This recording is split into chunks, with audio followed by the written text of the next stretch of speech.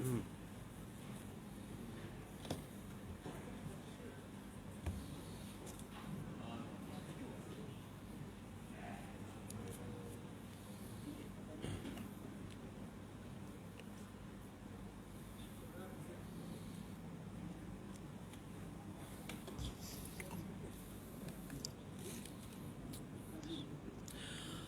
الله العظيم أستغفر الله العظيم أستغفر الله العظيم أستغفر الله العظيم الذي لا إله إلا هو الحي القيوم وأتوب إليه. أعوذ بالله من الشيطان الرجيم. بسم الله الرحمن الرحيم. السلام عليكم ورحمة الله وبركاته. إن الحمد لله نحمده ونستعينه ونستغفره ونعوذ بالله من شرور أنفسنا ومن سيئات أعمالنا. من يهده الله فلا مضل له ومن يضلل فلا هادي له. أشهد أن لا إله إلا الله وأشهد أن محمدا عبده ورسوله. رب اشرح لي صدري ويسر لي أمري واحلل عقدة من لساني يفقه قولي. سبحانك لا علم لنا إلا ما علمتنا إنك أنت العليم الحكيم. ولا حول ولا قوة إلا بالله العلي العظيم. اللهم صل على سيدنا محمد وعلى آله وصحبه أجمعين. أما بعد. Alhamdulillah, bersyukur Allah Subhanahu wa taala dengan limpah kurnia, rahmat dan inayah daripadanya. Dengan keizinannya kita dapat berada di pertengahan bulan Ramadan pada tahun 1442 Hijrah ini dan sudah memasuki malam yang ke-16 ya. Dan saya rasa prestasi dan suasana surau An-Nur sangat membanggakan ya. Sebagaimana dinyatakan oleh Haji Nuruddin tadi, masih lagi penuh ya ruang dalam ya, muslimat pun masya-Allah penuh memenuhi ruang yang ada. Jadi itulah yang kita sentiasa berdoa selepas setiap kali kita selesai menunaikan solat, Allahumma a'inna ala dzikrika wa syukrika wa husni ibadatik. Ya Allah, tolonglah ya Allah ya. Kita sentiasa mengharapkan pertolongan daripada Allah Subhanahu wa taala. Kita minta dengan Allah, Allahumma a'inna, ya Allah bantulah aku ya Allah, ala dzikrika, agar aku ini sentiasa zikir, ingat kepada Engkau ya Allah, wa syukrika, dan juga sentiasa bersyukur di atas segala kurniaan nikmat yang Kau berikan kepada kami ya Allah ya. Terutama sekali nikmat kesihatan dan nikmat masa lapang.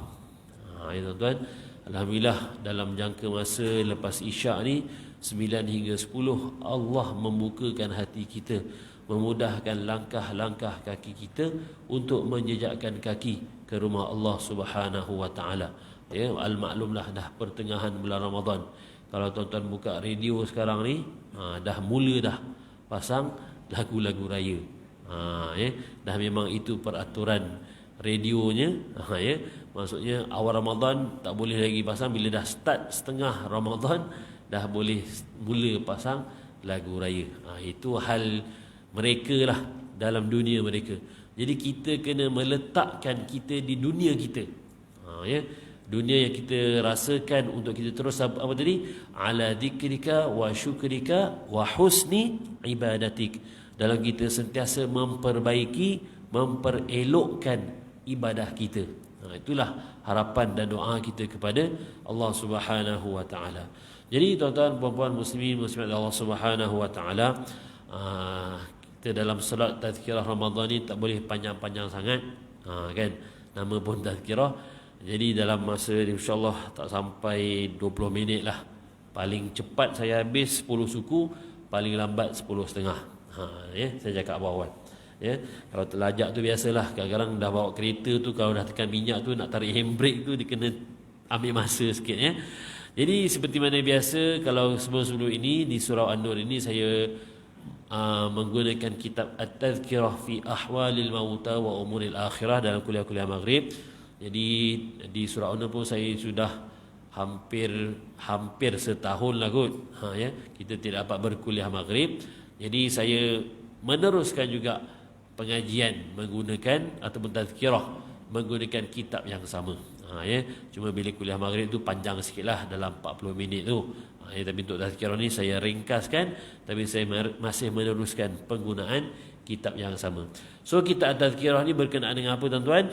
Dengan abwabul maut wa adzabil qabri, tentang kematian dan azab kubur. Saya yakin sepanjang kita berada dalam bulan Ramadan, pentazkirah pun sentiasa dah ingatkan kita tentang fadail, kelebihan bulan Ramadan, kelebihan berpuasa, kelebihan bersedekah, kelebihan tarawih dan sebagainya. Jadi saya ambil peluang pada malam ini untuk sama-sama kita ingat memperingati antara satu sama lain berkenaan dengan satu perkara yang pasti akan berlaku, ya, iaitulah dia kematian. Tuan-tuan, kita dalam lebih kurang ada lagi 15 hari ataupun 14 hari nak menyambut Syawal, ya, hari raya. Bila kita nak masuk sambut hari raya ni tuan-tuan, maksudnya dalam 14 hari ni sebarang kemungkinan boleh berlaku. Ya, antara perkara yang sedang berlaku sekarang dari segi peraturannya, kita tak boleh nak rentas negeri. Kan? Setakat yang saya tahu tak boleh lagi rentas negeri. Jadi tuan-tuan beraya je lah di Shah Alam ni. Kan? Tapi kalau ada rezeki kampung kat area Selangor, okey lagi lah. Boleh lah ke Sabak Benam, Tanjung Karang, Sepang, Kapar, Kelang, tu okey lagi lah. Tapi kalau dah masuk ke Negeri Sembilan, tak dapat dia nak nolong sebab dah masuk negeri lain.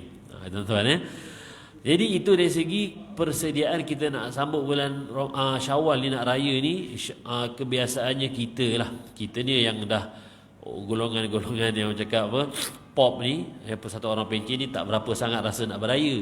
Kan, maksudnya dari segi persediaannya lah, mana baju yang ada itulah pakai juga masa solat raya nanti. Lainlah dengan suasana anak-anak dan cucu-cucu kita. Mereka walaupun tak dapat beraya seperti kita sebelum ini, tapi semangat nak raya tu ada. Maksudnya persediaan nak raya tu, kita akan beli kuih raya, beli baju raya, hias rumah, beli langsir dan sebagainya lah, tukar langsir dan sebagainya. Maksudnya kita nak menjengah dalam 14 hari nak Syawal tu, ikutkan kita tak pasti lagi ni sempat ke tak nak sambut raya. Maksudnya apa, dari segi umur kita lah. Umur kita tahu sempat ke tak sambut raya ni. Kan? Tetapi sesuatu yang pasti pada setiap diri kita ini yang akan berlaku apa tuan-tuan, adalah kematian. Ya, kullu nafsin dha'iqatul maut, setiap yang bernyawa itu pasti akan merasai mati. So mati ni sesuatu yang pasti, tempohnya tak tahu bila. Maka adakah kita bersedia macam kita nak sambut raya? Adakah kita bersedia macam kita nak kenduri kahwin? Kan bila kita kenduri sambut menantu contohnya, ya, kita ada anak nak dikahwinkan, ataupun ada anak kita nak sambut keluarga belah sana menantu, kita buat persediaan yang rapi dari segi belanjanya, segi makannya, baju dan sebagainya. Kan? Tapi adakah kita buat persediaan yang rapi juga untuk perkara yang memang sudah pasti akan berlaku kepada diri kita, iaitulah perkara kematian. Ya, maka dengan itulah sama-sama kita ingat memperingati antara satu sama lain dari masa ke semasa. Jadi bab yang saya sentuh pada malam ini tuan-tuan adalah bab majaa anna ruha idza qubidat tabi'ahu al-basar. Bab yang menyatakan tentang roh itu apabila dicabut nyawanya akan akan diikuti oleh pandangan mata. Ya, roh ni tuan-tuan bila kita mati, atau mungkin sebahagian daripada kita pernah melihat secara depan-depan lah. Mungkin dia pernah berada depan suami dia, depan isteri dia, depan anak dia. Bagaimanakah keadaan sakaratul maut itu berlaku? Ya, secara adatnya, kalau kita nak bacakan hadis sebentar lagi, bahawa apabila orang itu meninggal dunia, matanya akan naik ke atas. Ini akan naik macam tu. Ya. Jadi bila naik tu maksudnya apa tuan-tuan? Mata tu ikut pergerakan roh. Roh ni dia keluar kat mana tuan-tuan? Keluar dari ubun kepala kita. Ya, kalau kita belajar ilmu-ilmu pengurusan jenazah, ya, dalam tempoh beberapa masa sebelum dia meninggal tu, kakinya dah mula sejuk. Kan, mula dengan kaki. Memang dari bawah lah. Kan? Ada jenazah ni ataupun orang meninggal dunia ni, dia keadaan pergerakan rohnya itu sekejap. Kan, maksudnya dalam keadaan sakaratnya itu sangat sekejap. Ya, dia rasa dah macam tak nazaknya tu, dah tempoh nazak, maksud nazaknya dalam keadaan dah tak boleh nak berbicara lagi dengan orang yang ada di sekelilingnya. Ya, nazaknya apa tuan-tuan? Maksudnya dia dah berada dalam tempoh sakaratul maut. Bila ni kita cakap apa pun dia dah tak dengar dah. Kan, maaf, bukan tak dengar, dia dah tak boleh nak respon dah. Ya, so, kita dah belajar sebelum ni, apa yang kita perlu bisikkan kepada telinga dia, cukuplah sekadar kalimah la ilaha illallah. Tak perlu nak ajar rukun solat, tak perlu nak ajar syahadah, tak perlu nak ajar apa, tak payah. Bukan itu masanya. Cukuplah beberapa masa kita bisikkan di telinga kalimah la ilaha illallah. Dia memang tak ikut tuan-tuan. Ya, kita jangan paksa, "Oi, cakap la ilaha illallah lah, bangun, cepat nak mati ni." Bukan macam tu tuan-tuan. Jangan terpengaruh dengan cerita-cerita drama. Kan? Kalau tengok cerita drama tuan-tuan, ya, kadang-kadang drama contohlah orang tu kena tembak. Macam cerita Hindustan jugalah kan. Lepas kena tembak tu, dia nak mati tu lama sangat. Sejam pun ada agak-agak. Kan, dia punya sempat nak cakap lah, "Aku dah sayangkan kau lama dah. Kan, baru hari ni aku dapat luahkan." Padahal dah kena tembak dah tu. Kan, agak-agak situasi benar-benar berlaku tu macam tu ke tuan-tuan? Tak ada ya tuan-tuan.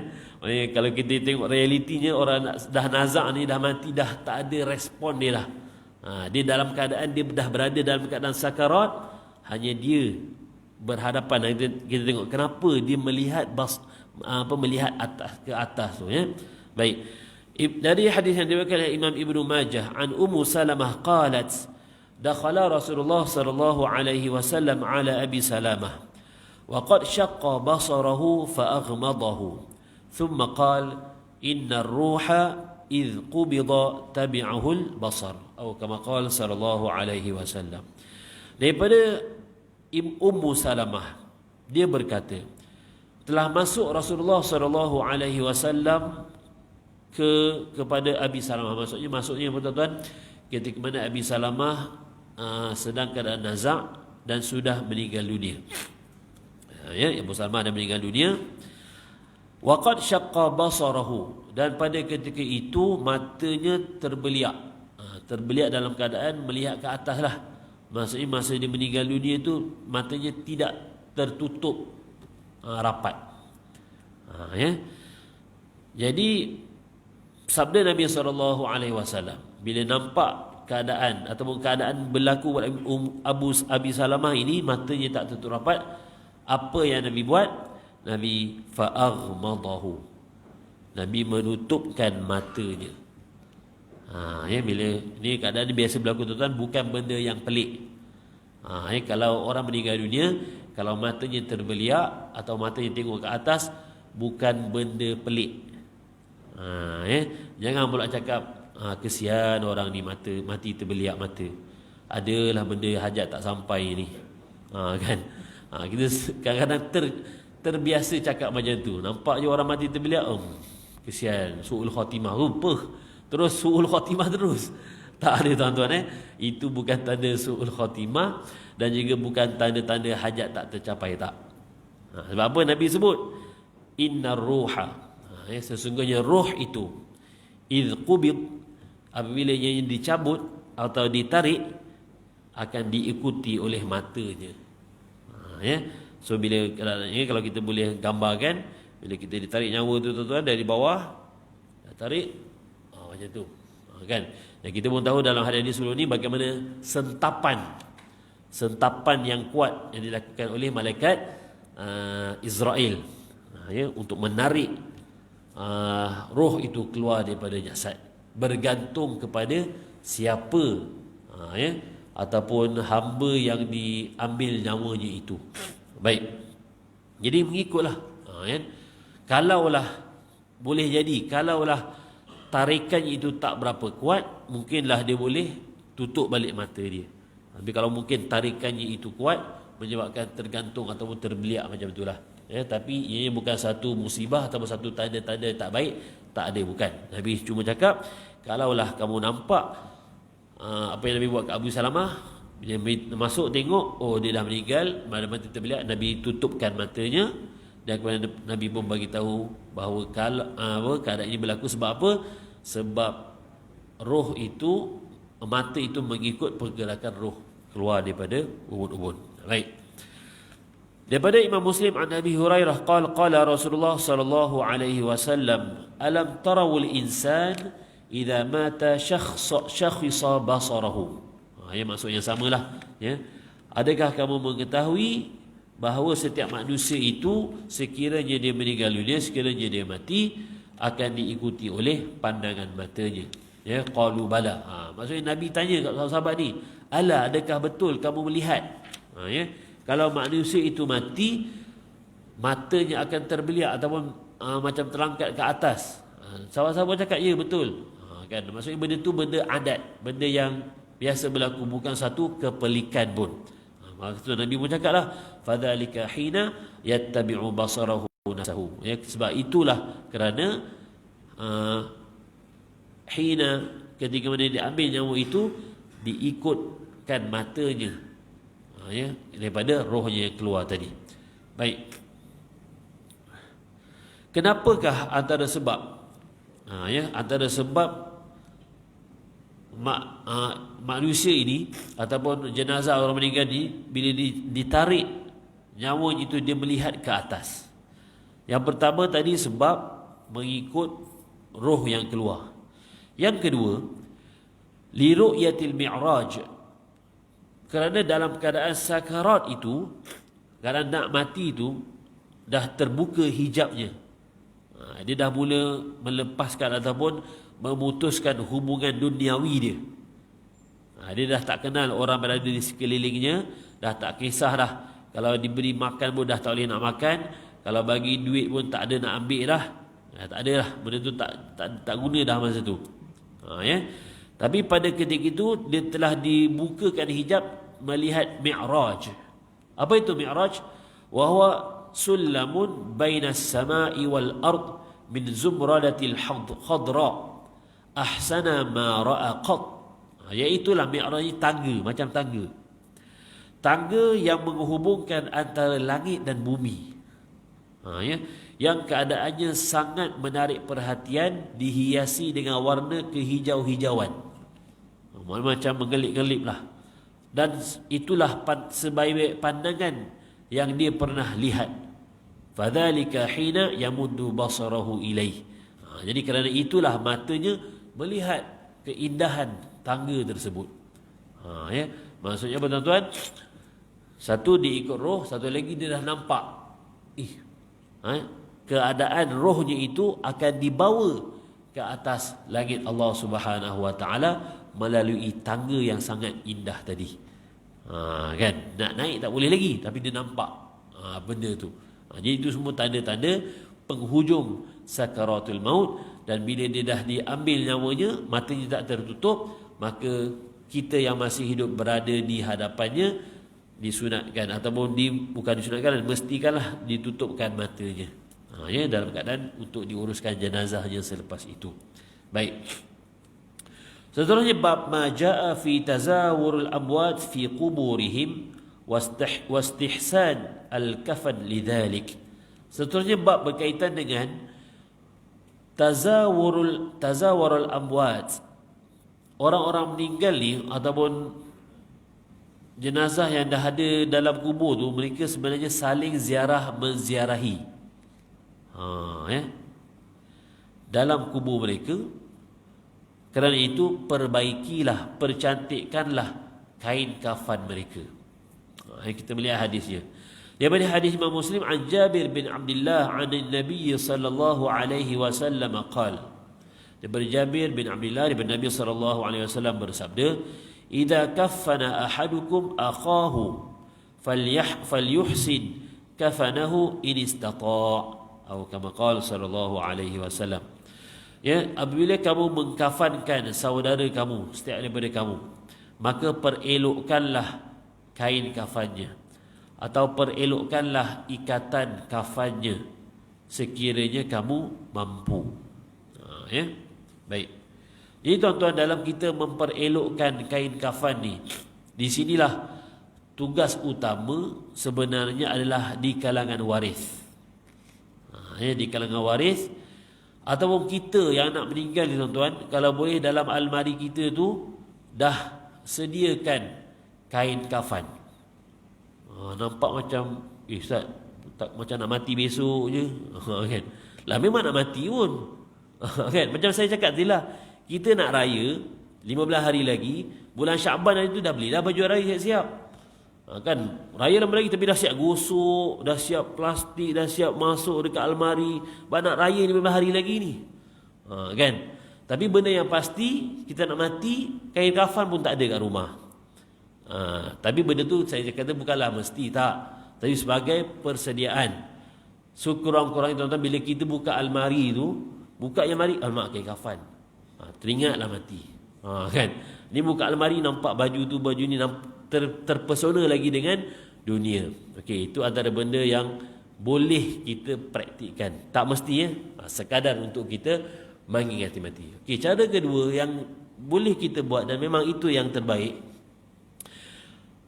Biasanya jenazah kita ni bila kita meninggal ataupun keadaan dalam qaryah kita, siapa yang uruskan? Adalah orang surau lah orang cakap, ataupun ahli ataupun jawatan kuasa khairat kematian, ataupun ada namanya tim pengurusan jenazah. Okey. So tim pengurusan jenazah ni tuan-tuan, tugasannya cakap meliputi fardu kifayah, memenuhi tuntutan fardu kifayah. Ya, kena ada dalam satu kawasan itu sekumpulan orang ataupun seorang yang menguruskan hal ehwal kematian ahli qaryahnya. Dan biasanya tanggungjawab ini dipikul oleh jawatan kuasa surau, masjid ataupun persatuan khairat kematian. Baik. Jadi mereka ini insya-Allah dan alhamdulillah adalah orang yang terlatih dan mempunyai latar belakang yang baiklah dalam pengurusan jenazah.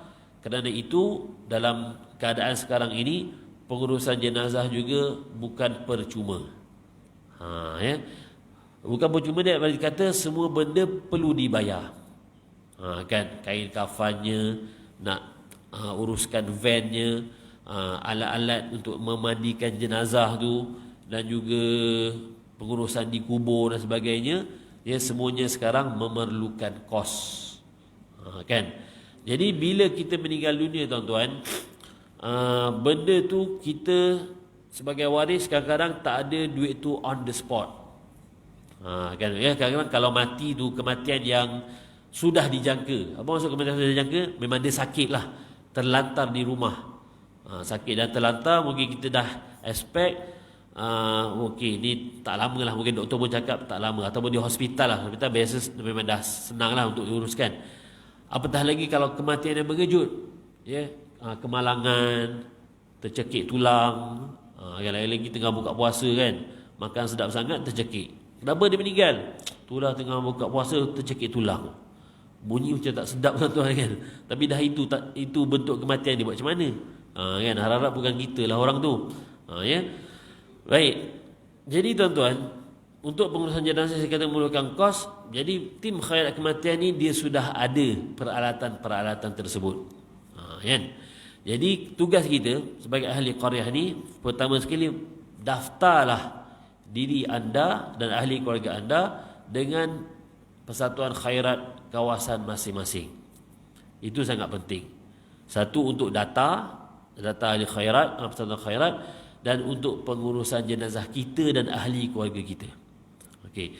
Yang kedua tuan-tuan, pastikan di telefon kita dan telefon ahli keluarga kita, sama ada isteri atau anak-anak kita, ada save nombor, simpan nombor dua orang penting. Siapa? Pengurusi surau dan juga pengurusi khairat kematian. Kan? Saya tak pastilah surah An-Nur orang yang sama ataupun orang yang lain. Tapi dua nombor ni kena save dalam handphone kita dan handphone anak isteri kita. Dan sentiasa bagi tahu kat isteri kita, yang kalau abang meninggal, tolong telefon orang ni, tolong telefon ustaz ni. Ya, ni penting. Bila kita meninggal kadang-kadang kita panik. Bila kita meninggal kita panik pula. Dah meninggal lah kan. Bila ada kematian, biasanya keluarga yang menguruskan tu jadi panik. Kan? Nak terima siapa ni? Nak jumpa siapa ni kan? Kan? Jadi pastikan kita bagi tahu apa-apa hal berlaku kalau kematian, yalah kita pun tak tahu kita ni mati kat mana tuan-tuan kan. Kalau kita mati di rumah kita, jiran kita ada bolehlah tolong. Katakanlah kita mati tu tempat yang tak tahu kat mana.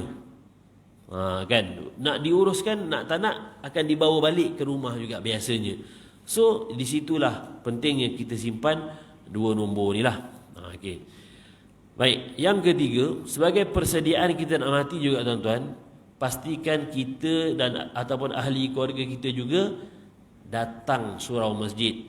Tak datang 5 waktu pun, sekurang-kurangnya 1 waktu 1 hari. Tak boleh subuh datang zuhur, tak boleh zuhur datang asar, tak boleh asar datang maghrib, tak boleh maghrib datang isyak. Kita ni lah sibuk kan dengan urusan dunia, sampai surau masjid pun tak susah nak datang. Jangan sampai tak datang langsung.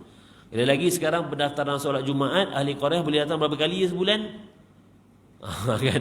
Kalau kat surau saya, surau section 2 tu, ahli qaryah hanya boleh datang 2 kali je sebulan. Sebab nak rotation, tunggu giliran tu. Kan? Takkanlah datang surau 2 kali sebulan. Dan time tu lah orang nak kenal kita pun, dan kita pun nak kenal orang. Kan? Kadang-kadang dia datang surau, mana pengurusi surau? Padahal dia tengah cakap dengan pengurusi surau tu. Kan? Dia surau tu gelak je kan. Dia saya kita kan. Itu dah biasalah dia berhadapan dengan kerana ahli qaryah dan orang lain di kalangan dua ahli qaryah. Dan kadang-kadang juga orang luar ni, bukan orang luar pun, dia orang luar qaryah yang lain sikit je. Contoh kita surau An-Nur, sebelah tu surau apa belakang ni? Husna. Kan? Kalau dari segi kawasan itu, dia adalah kawasan Al-Husna. Tapi sebab dia tahu asal section 20 je, tak kisahlah mana-mana. Okey, betul, untuk menguruskan kematian ni tak kisah nak pergi mana-mana pun. Tapi sebaiknya kita berurusan di kawasan ahli qaryah kita. Sebab apa tadi saya sebutlah. Kerana orang-orang surau ini yang kebiasaan datang akan kenal kita ataupun ahli keluarga kita. Dan itu untuk memudahkan urusan di masa akan datang pun di masa hadapan. Kan? So maknanya kalau siapa meninggal, orang ni, kita pun atau siapa yang kenal, tahu, kenal, jom kita. Orang nak menguruskan tu pun dia macam senang hati sikit lah. Kan? Sebab yang menguruskan tu pun manusia juga. Manusia ni pun ada perasaan dia. Bukan maksud bias ataupun berat sebelah, tak. Tapi bila orang tu pernah datang surau dan kita kenal, kita nak menguruskan itu rasa senang hati sikit lah. Berbanding dengan orang yang bukan dia tak datang surau tapi susah nak jumpa, dan dia pun kurang nak berkenalan dengan orang surau ni. So kita pun yang mana ya, dia pun macam ada lain sikit lah, berat hati je tu. Itulah perbezaan dan kita berurusan dengan manusia. Macam tadi alhamdulillah saya bermakmumkan. Saya menjadi makmum atau berada di belakang anak Imam Khusairi, pengurusi surau. Kan? Dalam hati saya macam solat tak khusyuk lah pula kan. Bukan apa. Dia tu, saya pun tak ingat nama Imam Khusairi, maaf merupakan anak murid lah anak murid masa dah 15 tahun dulu. Masa di Masjid Azhariyah. Masa tu dia tasmik surah Yasin je. Ada hafal surah Yasin dan dia antara murid yang paling pick up lah, paling cepat. Best student. Dia dah habis surah Yasin, kawan dia baru 10 ayat. Dia dah habis surah Al-Mulk, kawan dia surah Yasin tak habis lagi. Kan saya pun hebat budak ni. Kan tadi perangai dia masa tu kita nampak macam budak kan. Kan. Dan sekarang saya tengok, Masya Allah, saya dah berimamkan dengan dia. Dan saya bayangkan tuan-tuan, kalau sekiranya pengurusi kita Haji Husaini kita meninggal dulu, anak dia boleh imamkan solat jenazah tu. Dan sekiranya anak dia tu yang meninggal dulu, Haji Husaini boleh imamkan solat jenazah tu. So nampak tak keseronokannya kat situ? Beyond yang akan berlaku bila berlakunya kematian. Sama ada kita mati dulu, anak kita boleh solatkan, ataupun kalau dia meninggal dulu, anak kita pun boleh solatkan. So di mana anak-anak kita sekarang? Kan? Adakah mampu? Tak perlulah nak al-hafiz atau jadi imam macam tadi tu. Itu mungkin satu tahap rezeki lah. Rezeki dan juga kurniaan Allah Subhanahu Wa Taala. Macam saya kata, sekurang-kurangnya dia tahu rukun solat jenazah tu macam mana dan apa yang nak dibaca semasa solat jenazah. Cukup. Jangan sampai dia terkejut. Bila dia imam solat jenazah, imam tu dah tolak kan. Kau anak kan imam. Okey. Allahu Akbar. Lepas tu dah baca Al-Fatihah, lepas tu dia buat apa? Dia rukuk. Allah. Kan jahanam namanya tu. Kan? Sebab apa? Dia tak kenal. Dia tak kenal orang surau. Dia tak tahu macam mana situasi dekat surau. Tak pernah datang solat jenazah. Kan? Belajar masa dulu, masa dekat sekolah rendah sekolah. So, walaupun dalam COVID ini anak-anak ni di satu sisi satu kerugian lah. Ya, anak-anak sekolah rendah ni dah tak meriah lah. So kita ni kan, kalau zaman-zaman kita dulu, kecil-kecil dulu, time tarawih itulah nak lawan mercunnya kan. Lawan bunyi meriam ni kat luar surau, luar masjid ni. Kan. Ya, marah-marah lah, tapi bila dah besar dia datang surau. Kan. Tapi tempoh sekarang ni dalam COVID-19 ni, anak-anak kita takut tuan-tuan ni, takut dia tak kenal surau tu kat mana. Satu tak kenal surau, satu memang confirm lah tak kenal orang surau, tak boleh pergi surau. Kan. So nanti katakanlah mak ayah dia meninggal, dia nak jumpa siapa? Kan nak pergi surau tak boleh. Kan. So kesianlah ya.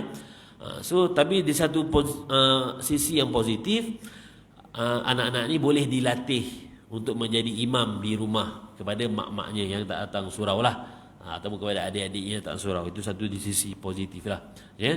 Jadi apa-apa pun berlaku tuan-tuan, kita balik kepada hadis tadi.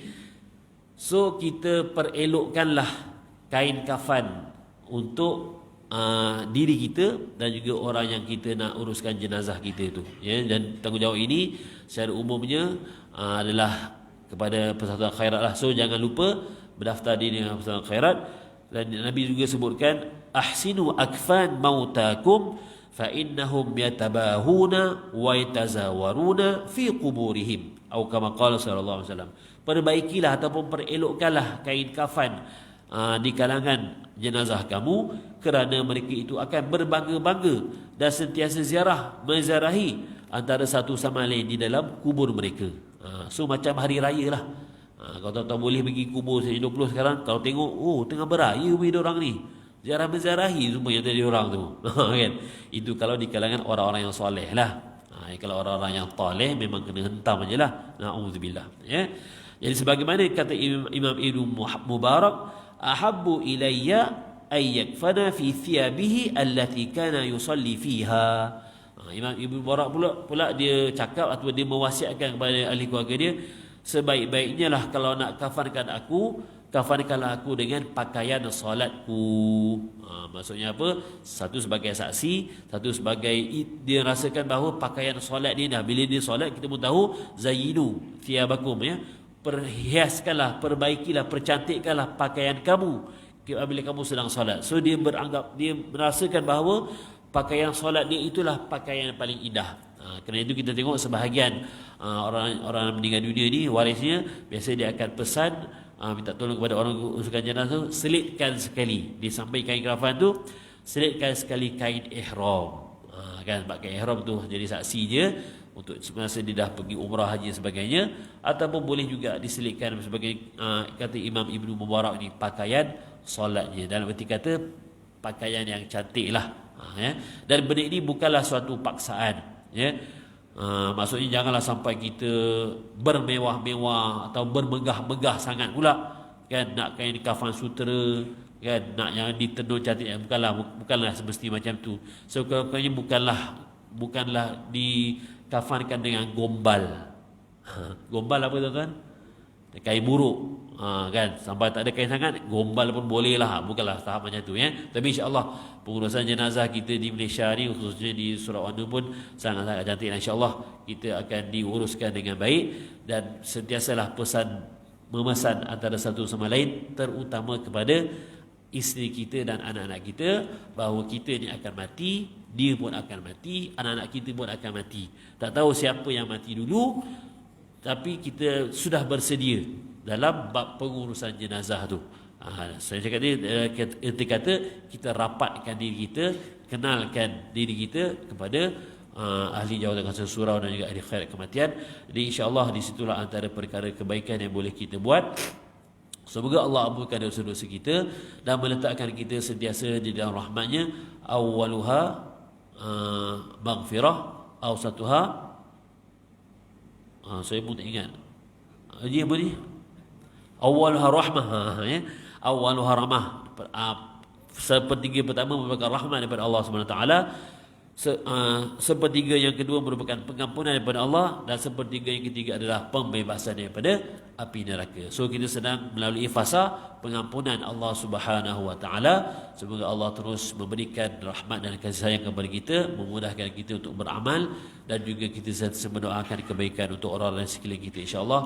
Maka saya mohon ampun dan maaf atas sekasar kata, kerana segala kesempurnaan milik Allah Subhanahu Wa Taala. Aqulu qawli hadza wa astaghfirullahal azim li wa lakum. Assalamualaikum warahmatullahi wabarakatuh.